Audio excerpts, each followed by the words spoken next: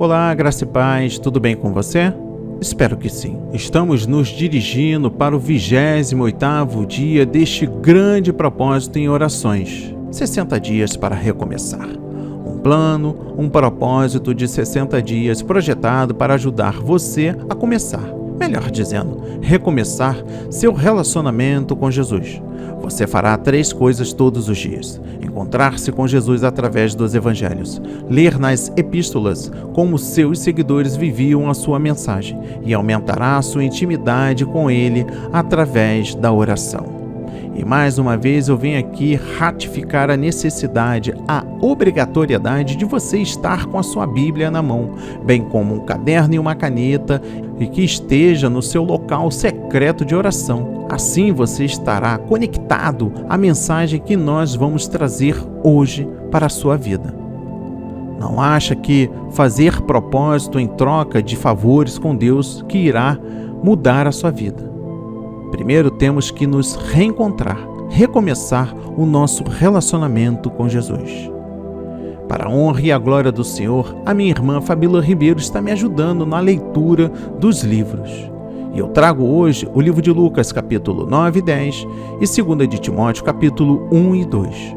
Vamos para a leitura do livro de Lucas, capítulo 9. Em Lucas 9 diz assim: E convocando os seus 12 discípulos, deu-lhes virtude e poder sobre todos os demônios, e para curarem enfermidades, e enviou-os a pregar o reino de Deus, e a curar os enfermos. E disse-lhes: Nada leveis convosco para o caminho, nem bordões, nem alforge, nem pão, nem dinheiro, nem tenhais 2 vestidos. E em qualquer casa em que entrardes, ficai ali, e de lá saireis. E se em qualquer cidade vos não receberem, saindo vós dali, sacude o pó dos vossos pés em testemunho contra eles. E saindo eles, percorreram todas as aldeias, anunciando o evangelho e trazendo curas por toda a parte. E o tetrarca Herodes ouvia tudo o que se passava, e estava em dúvida, porque diziam alguns que João ressuscitara dos mortos, e outros que Elias tinha aparecido, e outros que um profeta dos antigos havia ressuscitado. E disse Herodes: A João mandei eu degolar. Quem é, pois, este, de quem ouço dizer tais coisas? E procurava vê-lo. E regressando os apóstolos, contaram-lhe tudo o que tinham feito, e tomando-os consigo, retirou-se para um lugar deserto de uma cidade chamada Betsaída. E sabendo a multidão, o seguiu, e ele os recebeu, e falava-lhes do reino de Deus, e sarava os que necessitavam de cura. E já o dia começava a declinar. Então, chegando-se a ele, os 12 disseram-lhe: Despede a multidão, para que, indo aos lugares e aldeias em redor, se agasalhem e achem que comer, porque aqui estamos em lugar deserto. Mas ele lhes disse: Dai-lhes vós de comer. E eles disseram: Não temos senão 5 pães e 2 peixes, salvo se nós próprios formos comprar comida para todo este povo, porquanto estavam ali quase 5.000 homens. Disse então aos seus discípulos: Fazei-os assentar em ranchos de 50 em 50. E assim o fizeram, fazendo-os assentar a todos. E tomando os 5 pães e os 2 peixes, e olhando para o céu, abençoou-os, e partiu-os, e deu-os aos seus discípulos, para os porem diante da multidão. E comeram todos, e saciaram-se, e levantaram do que lhes sobejou 12 cestos de pedaços. E aconteceu que, estando ele só orando, estavam com ele os discípulos, e perguntou-lhes, dizendo: Quem diz a multidão que eu sou? E respondendo eles, disseram: João Batista, outros Elias, e outros que um dos antigos profetas ressuscitou. E disse-lhes: E vós, quem dizeis que eu sou? E respondendo Pedro disse: O Cristo de Deus.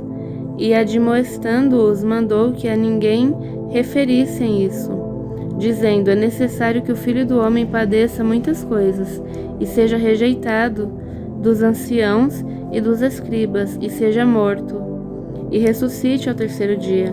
E dizia a todos: Se alguém quer vir após mim, negue-se a si mesmo e tome cada dia a sua cruz e siga-me.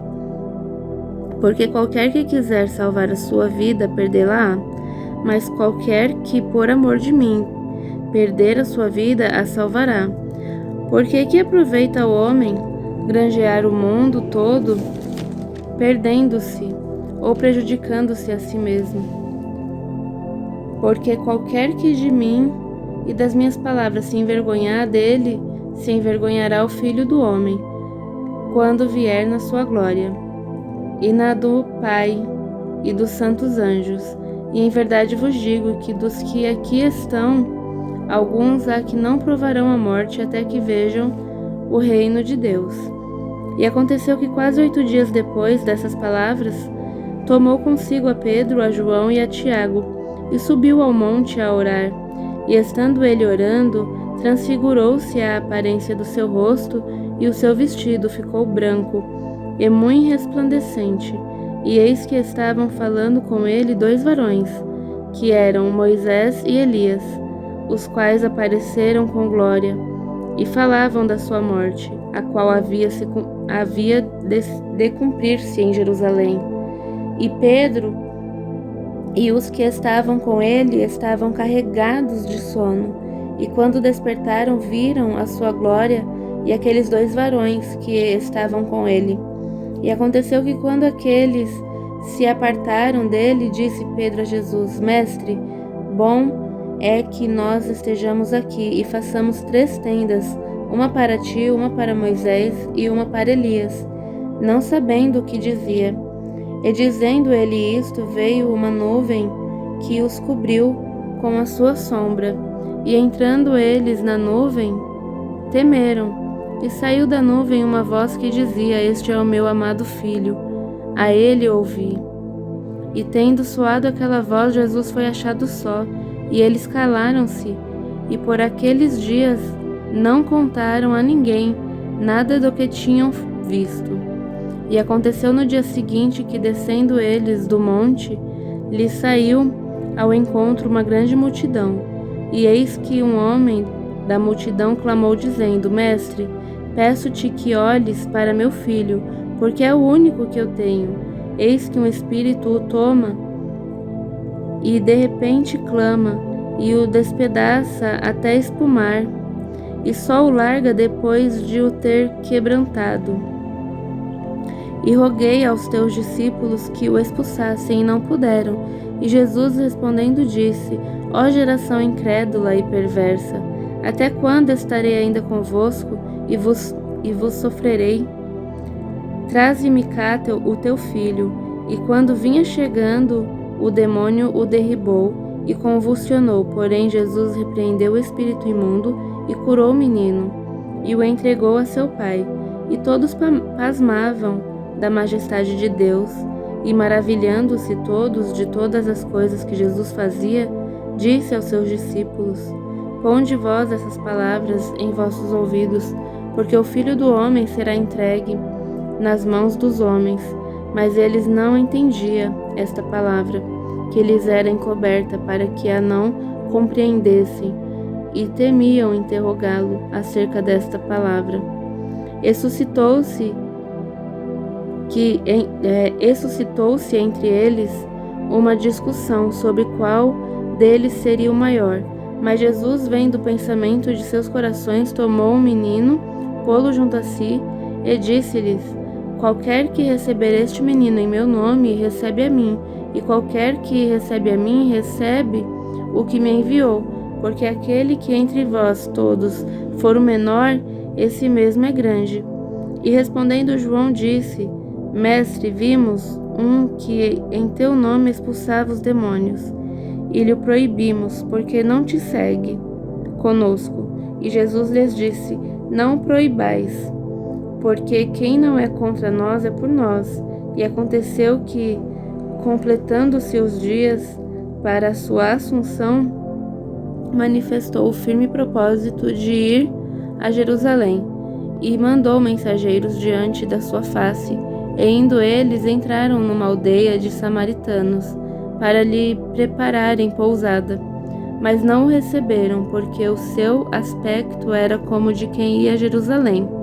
E os seus discípulos, Tiago e João, vendo isso, disseram: Senhor, queres que digamos que desça fogo do céu e os consuma, como Elias também fez? Voltando-se, porém, repreendeu-os e disse: Vós não sabeis de que espírito sois, porque o Filho do Homem não veio para destruir as almas dos homens, mas para salvá-las. E foram para outra aldeia. E aconteceu que, indo eles pelo caminho, lhe disse um: Senhor, seguir-te-ei para onde quer que fores. E disse-lhe Jesus: As raposas têm covis, e as aves do céu ninhos, mas o Filho do Homem não tem onde reclinar a cabeça. E disse a outro: Segue-me. Mas ele respondeu: Senhor, deixa que primeiro eu vá a enterrar meu pai. Mas Jesus lhe observou: Deixa aos mortos o enterrar os seus mortos, porém tu vai e anuncia o reino de Deus. Disse também outro: Senhor, eu te seguirei, mas deixa-me despedir primeiro dos que estão em minha casa. E Jesus lhe disse: Ninguém que lança a mão do arado e olha para trás é apto para o reino de Deus. Amém. E graças a Deus. Pregar o reino, curar os enfermos. Preste atenção na mensagem no versículo 2. Primeiro, esta foi a primeira ocasião em que Jesus enviou os 12 discípulos para representá-lo, por palavras e atos. A instrução dada aos 12, conforme o trecho paralelo em Mateus, foi ir às ovelhas perdidas da casa de Israel. Depois da sua ressurreição, no entanto, Jesus ampliou o alcance para abranger todas as nações, numa comissão que deve continuar até a consumação dos séculos, até o fim do mundo. Segundo, os escritores dos evangelhos deixam claro que a ordem de Jesus para pregar o reino de Deus raras vezes foi dada à parte da ordem para curar os enfermos e expulsar demônios. É a vontade de Deus que a pregação do Evangelho hoje seja acompanhada pela mesma demonstração do Espírito e do poder, a fim de enfrentar os desafios de Satanás nestes últimos dias. Terceiro, as igrejas de hoje não devem se comparar uma das outras, mas com esta mensagem e padrão do Novo Testamento. Estamos vendo e experimentando o reino de Deus da mesma maneira que os cristãos primitivos. Tome cada dia sua cruz. Preste atenção na mensagem no versículo 23. Aceitar a Jesus como Senhor e Salvador requer não somente crer na veracidade do Evangelho, mas também assumir o compromisso de segui-lo com abnegação. Cada dia é preciso considerar a resolução de negar-se a si mesmo ou viver para os seus próprios desejos egoístas. Essa escolha determinará nosso destino eterno. Qualquer que perder a sua vida. Preste atenção na mensagem no versículo 24. Quem quiser viver aqui para o seu próprio prazer e felicidade, em vez de viver para fazer a vontade de Deus e segundo os seus princípios, acabará no engano e perdição. A verdadeira vida e felicidade consiste no abandono dos nossos próprios caminhos e viver em comunhão com Jesus, conforme os ensinos da sua palavra. Qualquer que de mim se vergonhar. Preste atenção na mensagem no versículo 26. É sentir vergonha ou constrangimento diante do mundo ao identificar-se com os caminhos, valores e alvos que Jesus ensinou. É ter vergonha da sua palavra, vergonha de afirmar sua inspiração divina e plenária, vergonha de viver à altura dela e de defendê-la. A tais pessoas, Cristo rejeitará e condenará. Transfigurou-se. Preste atenção na mensagem no versículo 29. Na sua transfiguração, Jesus foi transformado na presença de 3 discípulos, que viram a sua glória celestial conforme ele realmente era, Deus em corpo humano. A experiência da transfiguração foi, primeiro, um alento para que Jesus, ante a sua iminente morte de cruz. Segundo, um comunicado aos discípulos de que Jesus teria de sofrer na cruz. E terceiro, uma confirmação por Deus que Jesus era verdadeiramente seu Filho, todo suficiente para redimir a raça humana. Repreendeu-os. Preste atenção na mensagem no versículo 55. O crente precisa ter cuidado para que sua fidelidade a Cristo e o seu fervor por ele não abriguem um espírito de vingança ou violência contra os descrentes, que vivem nas trevas do pecado. Vamos para a leitura no livro de Lucas, capítulo 10. Em Lucas 10 diz assim: E depois disto, designou o Senhor ainda outros 70 e mandou-os adiante da sua face, de 2 em 2, a todas as cidades e lugares aonde ele havia de ir, e dizia-lhes: Grande é, em verdade, a seara, mas os obreiros são poucos. Rogai, pois, ao Senhor da seara, que envie obreiros para a sua seara. Ide, eis que vos mando, como cordeiros, ao meio de lobos. Não leveis bolsa, nem alforjes, nem alparcas, e a ninguém saudeis pelo caminho. E em qualquer casa onde entrardes, dizei primeiro: paz seja nessa casa. E se ali houver algum filho de paz, repousará sobre ele a vossa paz. E se não, voltará para vós. E ficai na mesma casa, comendo e bebendo do que eles tiverem, pois digno é o obreiro de seu salário. Não andeis de casa em casa. E em qualquer cidade em que entrardes e vos receberem, comei do que vos puserem diante.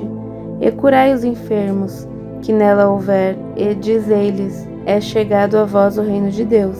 Mas em qualquer cidade em que entrardes e vos não receberem, saindo por suas ruas, dizei: até o pó que da vossa cidade se nos pegou, sacudimos sobre vós. Sabei, contudo, isto, que já o reino de Deus é chegado a vós. E digo-vos que mais tolerância haverá naquele dia para Sodoma do que para aquela cidade. Ai de ti, Corazim! Ai de ti, Betsaida! Que se em Tiro e em Sidom se fizessem as maravilhas que em vós foram feitas, já há muito assentadas em saco e cinza, se teriam arrependido. Portanto, para Tiro e Sidom haverá menos rigor no juízo do que para vós. E tu, Cafarnaum, serás levantada até ao céu? Até ao inferno serás abatida. Quem vos ouve a vós, a mim me ouve, e quem vos rejeita a vós, a mim me rejeita. E quem a mim me rejeita, rejeita aquele que me enviou. E voltaram os 70 com alegria, dizendo: Senhor, pelo teu nome até os demônios se nos sujeitam. E disse-lhes: Eu vi a Satanás como um raio cair do céu. Eis que vos dou poder para pisar serpentes e escorpiões, e toda a força do inimigo, e nada vos fará dano algum. Mas não vos alegreis, porque se vos sujeitem os espíritos, alegrai-vos antes por estarem os vossos nomes escritos nos céus. Naquela mesma hora se alegrou Jesus no Espírito Santo e disse: Graça te dou, ó Pai, Senhor do céu e da terra, que esconde essas coisas aos sábios e inteligentes e as revelastes às criancinhas. Assim é, ó Pai, porque assim te aprouve. Tudo por meu Pai me foi entregue, e ninguém conhece quem é o Filho senão o Pai, nem quem é o Pai senão o Filho, e aquele a quem o Filho o quiser revelar. E voltando-se para os discípulos, disse-lhes em particular: Bem-aventurados os olhos que veem o que vós vedes, pois vos digo que muitos profetas e reis desejaram ver o que vós vedes, e não o viram, e ouvir o que ouvis, e não o ouviram. E eis que se lançou um certo doutor da lei, tentando-o e dizendo: Mestre, que farei para herdar a vida eterna? E ele lhe disse: Que está escrito na lei? Como lês? E respondendo ele, disse: Amarás ao Senhor teu Deus de todo o teu coração, e de toda a tua alma, e de todas as suas forças, e de todo o seu entendimento, e ao teu próximo como a ti mesmo. E disse-lhe: Respondestes bem, faze isso e viverás. Ele, porém, querendo justificar-se a si mesmo, disse a Jesus: E quem é o meu próximo? E respondendo Jesus disse: Descia um homem de Jerusalém para Jericó, e caiu nas mãos dos salteadores, os quais o despojaram, e espancando-o, se retiraram, deixando-o meio morto. E ocasionalmente descia pelo mesmo caminho certo sacerdote, e vendo-o passou de largo. E de igual modo também um levita, chegando àquele lugar, e vendo-o passou de largo. Mas um samaritano que ia de viagem chegou ao pé dele, e vendo-o, moveu-se de íntima compaixão, e aproximando-se, atou-lhe as feridas, deitando-lhes azeite e vinho, e pondo-o sobre a sua cavalgadura, levou-o para uma estalagem e cuidou dele. E partindo ao outro dia, tirou 2 dinheiros e deu-os ao hospedeiro. E disse-lhe: Cuida dele, e tudo o que demais gastares, eu te pagarei quando voltar. Qual, pois, destes 3 te parece que foi o próximo daquele que caiu nas mãos dos salteadores? E ele disse: O que usou de misericórdia para com ele. Disse, pois, Jesus: Vai e faz da mesma maneira. E aconteceu que, indo eles de caminho, entrou numa aldeia, e certa mulher, por nome Marta, o recebeu em sua casa. E tinha esta uma irmã chamada Maria, a qual, assentando-se também aos pés de Jesus, ouvia a sua palavra. Marta, porém, andava distraída em muitos serviços. E aproximando-se, disse: Senhor, não se te dá de que minha irmã me deixe servir só? Dize-lhe, pois, que me ajude. E respondendo Jesus, disse-lhe: Marta, Marta, estás ansiosa e afadigada com muitas coisas, mas uma só é necessária. Maria escolheu a boa parte, a qual não lhe será tirada. Amém. E graças a Deus. Mandou-os de 2 em 2. Preste atenção na mensagem no versículo 1. Este princípio de enviar obreiros de 2 em 2 é altamente importante na obra do Senhor. Para cada obreiro, isso significa fé e sabedoria reduplicadas, além de estimulante coragem de um companheiro. Cordeiros ao meio de lobos. Preste atenção na mensagem no versículo 3. Os crentes que observam fielmente a vontade de Deus enfrentarão muitos perigos. Serão como cordeiros indefesos em meio de lobos. Daí, todo crente deve buscar a Deus, invocando sua presença, proteção e provisão. Curai os enfermos, é chegado vós o reino de Deus. Preste atenção na mensagem no versículo 9. Jesus volta a enfatizar que o reino de Deus está vinculado à cura dos enfermos. Serpentes e escorpiões. Preste atenção na mensagem no versículo 19. São termos indicativos das mais perigosas forças espirituais do mal. O crente tem domínio sobre os espíritos malignos, pois Cristo nos deu seu poder e autoridade sobre Satanás. Não vos alegreis. Preste atenção na mensagem no versículo 20. Cristo adverte os discípulos para não fazerem do poder sobre os demônios ou do sucesso no ministério uma fonte fundamental da sua alegria. Devem alegrar-se sim por estarem redimidos do pecado e destinados ao céu. Sábios e criancinhas. Preste atenção na mensagem no versículo 21. Jesus se alegra porque seu Pai Celestial proveu a compreensão das verdades espirituais. não aos intelectuais sábios aos seus próprios olhos, mas os que aceitam com humildade infantil a verdade revelada na sua palavra. Aqueles que se julgam suficientes sábios para questionar os ensinamentos das Escrituras, baseados no seu próprio conhecimento superior, o qual usam como fundamento para aceitar ou rejeitar a palavra de Deus, estão excluídos da comunhão e do conhecimento do Filho.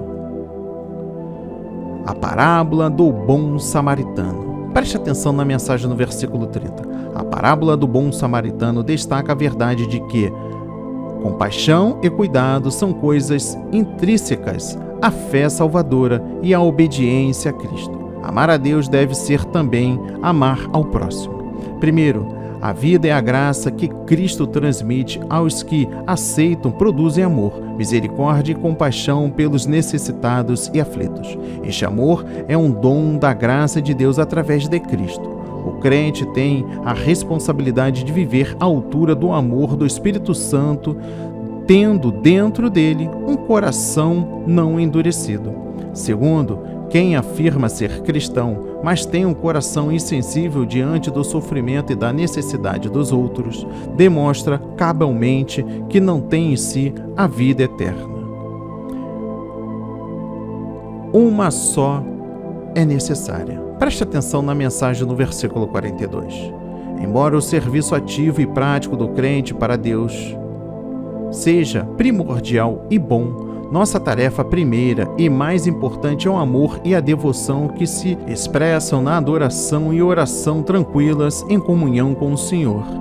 Estamos tão ocupados na obra do Senhor, na frequência aos cultos da igreja, na execução das boas obras, que nos esquecemos da comunhão espiritual com o nosso Salvador? Vamos para a leitura no livro 2 de Timóteo, capítulo 1. Em 2 Timóteo 1, diz assim: Paulo, apóstolo de Jesus Cristo, pela vontade de Deus segundo a promessa da vida que está em Cristo Jesus. A Timóteo, meu amado filho, graça, misericórdia e paz da parte de Deus Pai e da de Cristo Jesus, Senhor nosso. Dou graças a Deus, a quem desde os meus antepassados sirvo com uma consciência pura, de que sem cessar faço memória de ti nas minhas orações noite e dia, desejando muito ver-te, lembrando-me das tuas lágrimas, para me encher de gozo, trazendo à memória a fé não fingida que em ti há, a qual habitou primeiro em tua avó Loide e em tua mãe Eunice, e estou certo de que também habita em ti. Porque cujo motivo te lembro que despertes o dom de Deus que existe em ti pela imposição das minhas mãos. Porque Deus não nos deu espírito de temor, mas de fortaleza, e de amor, e de moderação. Portanto, não te envergonhes do testemunho de nosso Senhor, nem de mim, que sou prisioneiro seu. Antes, participa das aflições do Evangelho segundo o poder de Deus, que nos salvou e chamou com uma santa vocação, não segundo as nossas obras, mas segundo o seu próprio propósito, e graça que nos foi dada em Cristo Jesus, antes dos tempos dos séculos, e que é manifesta agora pela aparição de nosso Salvador Jesus Cristo, o qual aboliu a morte e trouxe à luz a vida e a incorrupção pelo Evangelho, para o que fui constituído pregador e apóstolo, e doutor dos gentios, por cuja causa padeço também isto, mas não me envergonho, porque eu sei em quem tenho crido, e estou certo de que é poderoso para guardar o meu depósito até aquele dia. Conserva o modelo das sãs palavras que de mim tens ouvidos, na fé e na caridade que há em Cristo Jesus. Guarda o bom depósito pelo Espírito Santo que habita em nós. Bem sabeis isto, que os que estão na Ásia todos se apartaram de mim, entre os quais foram Figelo e Hermógenes. O Senhor conceda misericórdia à casa de Onesíforo, porque muitas vezes me recreou e não se envergonhou das minhas cadeias. Antes, vindo ele a Roma, com muito cuidado, me procurou e me achou. O Senhor lhe conceda que naquele dia ache misericórdia diante do Senhor, e quando me ajudou em Éfeso, melhor o sabes tu. Amém, e graças a Deus. Desejando muito ver-te. Preste atenção na mensagem do versículo 4. Paulo agora está encarando em Roma, aguardando a morte, abandonado por muitos dos seus amigos e desejando ver Timóteo mais uma vez. Roga a este seu fiel cooperador que permaneça fiel à vontade do Evangelho e que se apresse a ir até ele nos seus últimos dias aqui na terra. Despertes o dom de Deus. Preste atenção na mensagem no versículo 6. O dom, do grego carisma, concedido a Timóteo, é comparado a uma fogueira, que ele precisa manter acesa. O dom era provavelmente o poder específico do Espírito Santo sobre ele para realizar o seu ministério. Note aqui que os dons e o poder que o Espírito Santo nos concede não permanecem automaticamente fortes e vitais. Precisam ser alimentados pela graça de Deus mediante nossa oração, fé, obediência e diligência. Guardar o meu depósito. Preste atenção na mensagem no versículo 12. Paulo não define qual era o depósito que ele confiou às mãos de Deus. Pode referir-se à sua obra apostólica, aos seus ensinos ou até mesmo à sua vida. Conserva o modelo das sãs palavras. Preste atenção na mensagem no versículo 13. As sãs palavras são a revelação original e fundamental de Cristo e dos apóstolos, as doutrinas bíblicas ensinadas a Timóteo por Paulo. Timóteo devia conservar essas verdades com fé em Jesus Cristo e amor a Ele. Nunca apartar-se delas e não comprometê-las, mesmo se sua fidelidade para com elas importasse em sofrimento, rejeição, humilhação e zombaria. Hoje, em algumas igrejas, a ideia popular em moda é enfatizar que a experiência e não a doutrina o que mais importa. As epístolas pastorais de Paulo contradizem firmemente tal coisa. Guarda pelo Espírito Santo. Preste atenção na mensagem no versículo 14.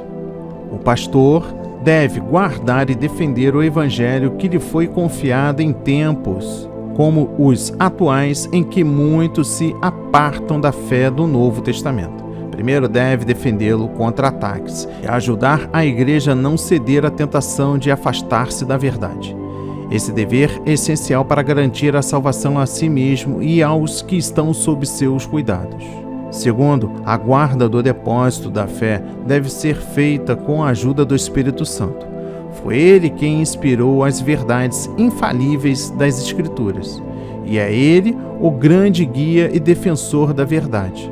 Defender a fé original, que uma vez foi dada aos santos, importa em manter posição firme segundo o Espírito Santo. Todos se apartaram de mim. Vamos compreender a mensagem no versículo 15. Este é um dos períodos mais tristes da vida de Paulo. Ele está encarcerado em Roma, sem nenhuma esperança de livramento. Ele sofre perseguição por causa do evangelho que ele ama, e pelo qual brevemente ele dará a sua vida.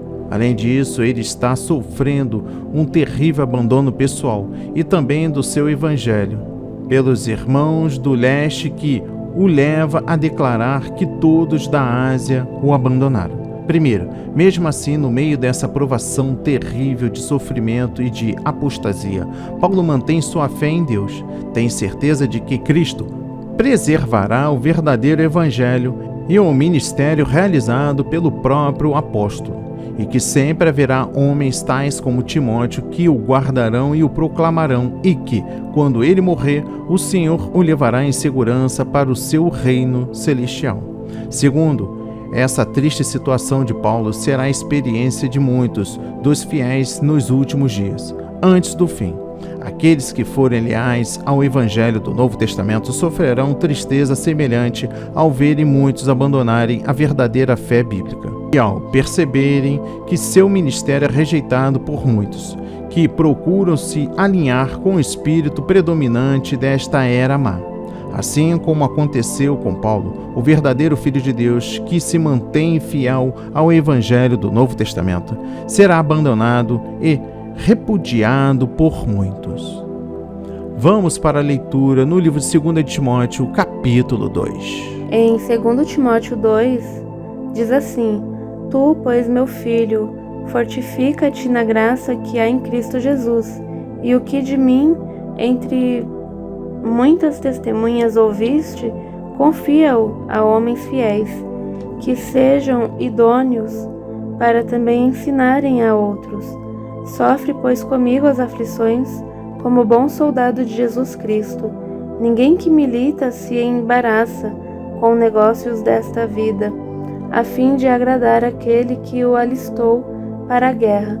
E se alguém também milita, não é coroado, se não militar legitimamente. O lavrador que trabalha deve ser o primeiro a gozar dos frutos. Considera o que digo, porque o Senhor te dará entendimento em tudo. Lembra-te de que Jesus Cristo, que é da descendência de Davi, ressuscitou dos mortos, segundo o meu evangelho. Pelo que sofro trabalhos e até prisões, como um malfeitor, mas a palavra de Deus não está presa. Portanto, tudo sofro por amor dos escolhidos, para que também eles alcancem a salvação que está em Cristo Jesus com glória eterna. Palavra fiel é esta, que se morremos com Ele, também com Ele viveremos. Se sofrermos, também com Ele reinaremos. Se o negarmos, também Ele nos negará. Se formos infiéis, Ele permanece fiel, não pode negar-se a si mesmo. Traz essas coisas à memória, ordenando-lhes diante do Senhor que não tenha contendas de palavras, que para nada aproveitam e são para perversão dos ouvintes. Procura apresentar-te a Deus aprovado como obreiro que não tem de que se envergonhar, que maneja bem as palavras da verdade, mas evita os falatórios profanos, porque produzirão maior impiedade, e a palavra desses roerá como gangrena, entre os quais são Himeneu e Fileto, os quais se desviaram da verdade, dizendo que a ressurreição era já feita, e perverteram a fé de alguns. Todavia, o fundamento de Deus fica firme, tendo este selo: o Senhor conhece os que são seus, e qualquer que profere o nome de Cristo, aparte-se da iniquidade. Ora, numa grande casa, não somente há vasos de ouro e de prata, mas também de pau e de barro, uns para honra, outros, porém, para desonra. De sorte que se alguém se purificar dessas coisas, será vaso para honra, santificado e idôneo para o uso do Senhor, e preparado para toda a boa obra. Foge também dos desejos da mocidade e segue a sua justiça, a fé, a caridade e a paz com os que, com um coração puro, invocam o Senhor, e rejeita as questões loucas e sem instrução, sabendo que produzem contendas, e ao servo do Senhor não convém contender, mas sim ser manso para com todos, apto para ensinar, sofredor, instruindo com mansidão os que resistem, a ver se porventura Deus lhes dará arrependimento para conhecerem a verdade e tornarem a despertar, desprendendo-se dos laços do diabo, em que a vontade dele estão presos. Amém, e graças a Deus. Sofre aflições. Preste atenção na mensagem no versículo 3. O ministério do Evangelho, que permanecer leal a Cristo e ao Evangelho, será conclamado a suportar adversidades. Como soldado, o crente precisa estar disposto a enfrentar dificuldades e sofrimentos e a lutar espiritualmente com total dedicação ao Senhor. Como faz o atleta, o crente precisa estar disposto a renunciar e a viver uma vida cristã de rígida disciplina. Como o agricultor deve assumir o compromisso de trabalhar arduamente, e isto em horários prolongados.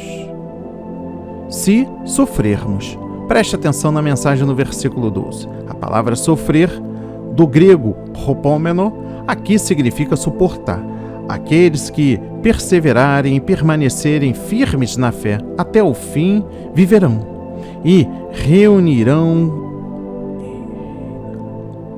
reinarão com Cristo. Cristo rejeitará no dia do juízo aqueles que não perseveraram e os que o negaram com palavras ou ações. Ele permanece fiel. Preste atenção na mensagem no versículo 13. Cristo, com certeza, cumprirá todas as suas promessas que nos fez, bem como suas advertências. A fidelidade de Deus é um consolo para aqueles que permanecerem leais e um aviso solene para os que se apartam da fé. Deus permanece sempre fiel à sua palavra. O fundamento de Deus fica firme. Preste atenção na mensagem no versículo 19.